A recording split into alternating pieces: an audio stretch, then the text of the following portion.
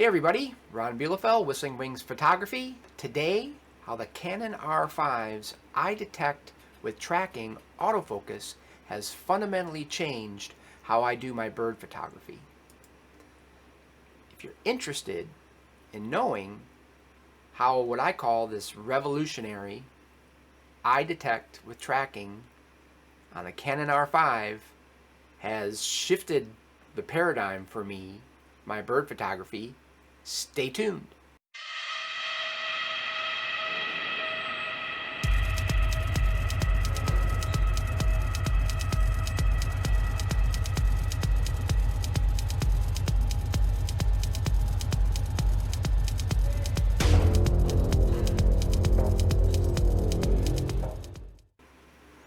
All right, so let's get into this deal about Canon and their R5's eye detect with tracking on birds.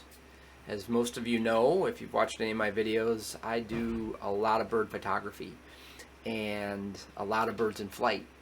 And the Canon R5's eye detect with tracking on birds, whether they be static, swimming slowly, flying fast, has just really been, it's been startling to me how good it is. I use it 95+% of the time now, and it's fundamentally changed how I go about doing my photography when the camera's in my hand. I'm looking through the viewfinder, and in the past, let's just go back to when I was shooting a Canon 1DX2, for example. My standard way of shooting was a center autofocus point, just one, near the center or offset, depending on the subject I was trying to shoot or shooting at the time, a little bit, left, right, up, down. And it was my job as a photographer to keep that one single autofocus point on my subject to get sharp images, to get autofocus lock and to get a sharp image. And I tried to keep it on the head or the breast of the bird for the most part, because that's the part focus plane you want, get the eyes sharp. Using that and being in that scenario, the autofocus point was my focus of attention when I'm looking through the viewfinder. You get the autofocus point on the bird and you try to keep it there.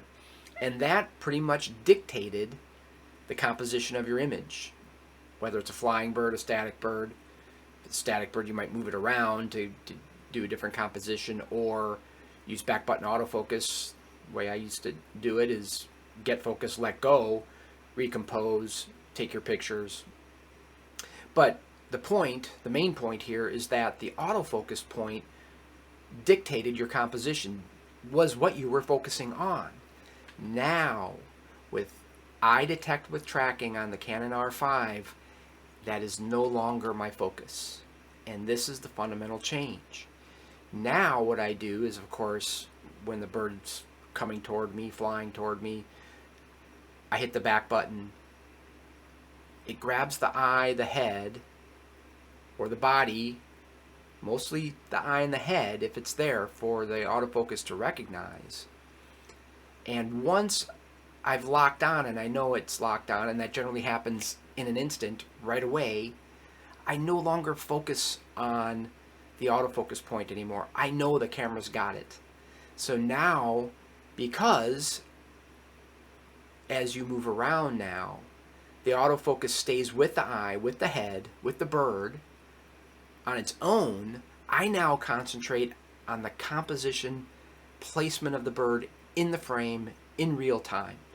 Whether it's a static bird, whether it's a bird foraging like a reddish egret with its head going up and down, up and down, up and down, whether it's a peregrine falcon diving, whether it's tree swallows grabbing midges off the water, it doesn't matter. Now I can compose real time in frame. I'm no longer looking at the autofocus point. It's staying with the bird where it locked on 90+% of the time. I'm now concentrating on composing the image in real time. And that is a fundamental difference in how I'm going about my photography, given the tracking that's available in the Canon R5, the eye detect with tracking on birds in real time. It is simply incredible, sound hyperbolic about it, but everything you read, I think, in the most case online now, videos you watch are going to say similar things about the capability of the autofocus. What I'm saying here is that it changed my way of looking at how I do photography. And if you think about it and look at it, I'm sure if you're using this camera, it's changing your way of doing things the same way, whether you've thought about it in that kind of detail or not. So what I want to do now is show some actual demonstration, a little bit of a demonstration, I guess, of what I'm talking about here. And then when we're done with that, I want to talk about not just how it changed things for the better, in that you can now concentrate on composition and not keeping the point itself, the autofocus point, on your subject, or points, as the case may be in the past, on your subject, but some mental changes, some thinking, some ways you think about things when you're shooting that has to change as well. I wouldn't call it a negative, but it's definitely something that, you know, affected my shooting in the beginning, because I wasn't really thinking about it. I was using muscle memory, and my thought processes from the old way I shot was static, let's put it that way, static autofocus point.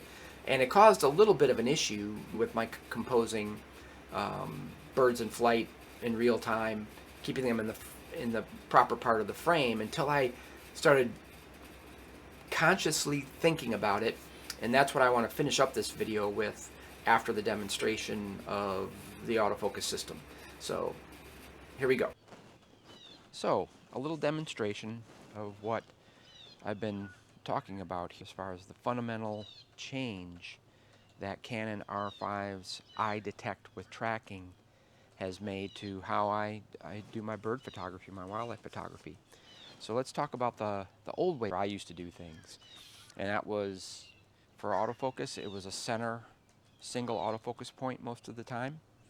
And it was my job as the photographer to keep it on my bird, my subject, so that I'd get autofocus lock and end up with sharp images. So there it is, a center autofocus point on the bird's head. Now, you could move that autofocus point around to help compose your shot, especially if it was a perch bird.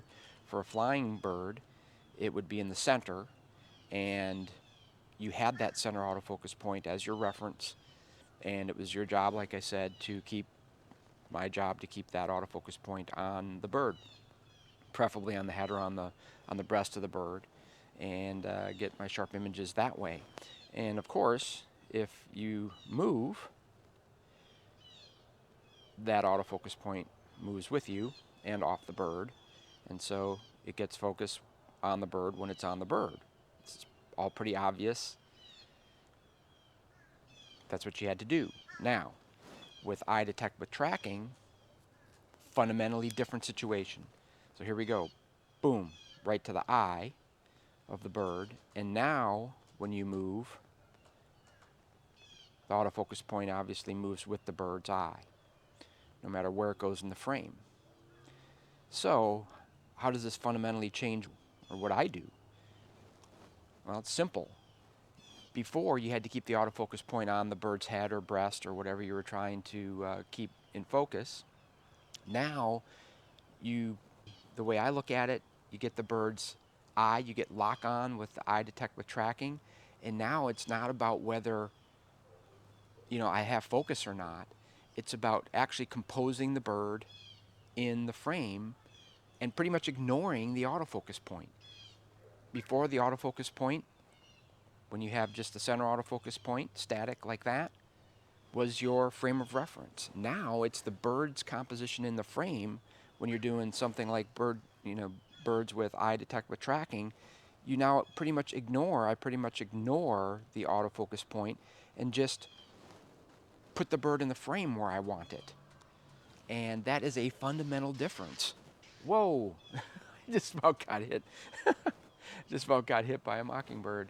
Two mockingbirds chasing each other. It is that time of year, right? breeding season. So anyway, after that little bit of a disruption there, this is a fundamental difference in how I approach my bird photography. So once I see that point, that eye detect point, get on the bird's eye or the bird's head or on the bird somewhere, if it can't find an eye or a head, I pretty much ignore it and just concentrate on composing in real time my bird in the frame. Before, you couldn't do that. With a single autofocus point in the center like this, that was your frame of reference. That's where you had to keep the bird, whether it was in the center or if you had it offset some way for a different composition. So that right there is fundamentally different way of doing things. And in some ways, in most ways, it's great. You don't have to worry now about recomposing, moving your autofocus points around, because no matter how you recompose, when you've got eye detect on, it's still focused on the bird or on your subject. And that is an awesome thing. After this, we'll discuss some different ways that, because of this, some different ways you have to think when you're shooting. All right, so this whole paradigm shift for me.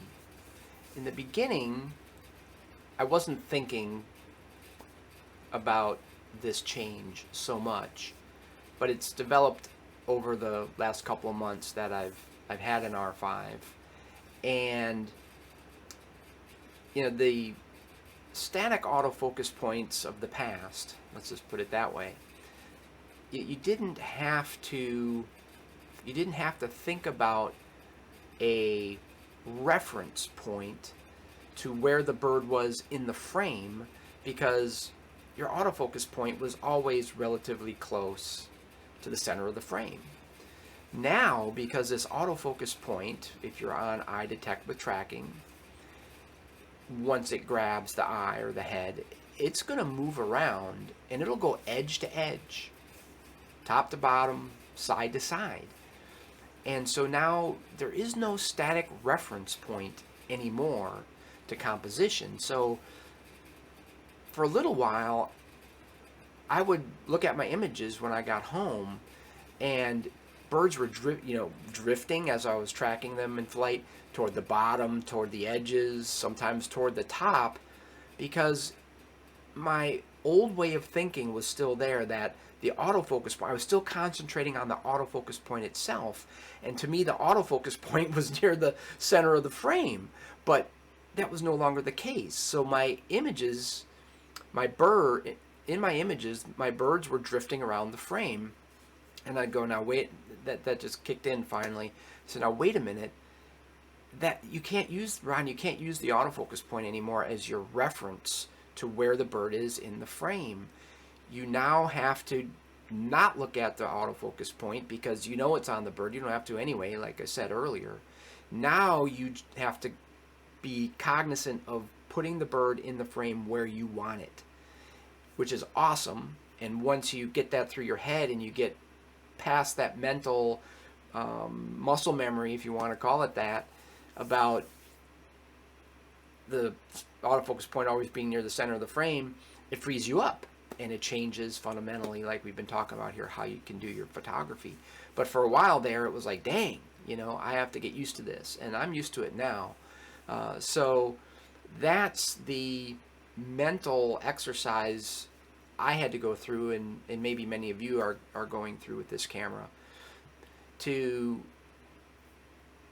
make sure that your bird is in the frame where you want it, not just defaulting to the thought that the autofocus point is your reference point to the center of the frame. I wish that Canon, now that this fundamental change is happening, and has happened to me, now I wish Canon had a way to put a reticle, like let's say a rifle scope's crosshairs, in the center of the frame. You could overlay that. They'd be static, right? They'd stay there, or maybe you could move them around like you did your old autofocus point. But it's not an autofocus point anymore, obviously. It's just a frame of reference. It's a reference point to where you are in the frame, so that could be your target. Keep that on the bird. You get autofocus lock with the tracking, eye detect with tracking, but now you keep the bird centered on that on that crosshair, and now you know where you are in the frame. That's your frame of reference. That would be nice. You can kind of do that if you put your camera into spot metering. It'll put a circle in the center of the frame. You can't move it around at all, but it's in the center of the frame, and that's what I've done now too to help me get that frame of reference, that point of reference in the viewfinder to keep my bird more where I want it. Help me place the bird in the frame, knowing that the autofocus point is following the bird's eye or head for the most part. It works. If you don't want to use, I don't use metering anymore really, so I shoot full manual. So having it on spot metering really doesn't affect what I do. Those of you who need evaluative metering or something like that, that's not going to work for you if you use the meter a lot. So, you know, it's not the greatest solution to this problem, if it's a problem, solution to this issue. So it would be nice if Canon would allow us to overlay a crosshair on the viewfinder. So that would help me anyway. So maybe, who knows, maybe they'll do that. But that's really it. That's what I wanted to talk about in this video, and I hope it helps some of you think about how you're going about using eye detect with tracking, and maybe you've encountered some of these same things. Again, if you have questions, if you have comments you want to add to the discussion, which I love to see in the discussion, in the comments below, we can get into that discussion. That would be awesome. And of course, always subscribe. Subscribe if you like the content of these videos, because subscribers are what kind of drives this whole thing. So thanks so much for watching, and until next time, get out there and take some awesome images, and I'll see you soon.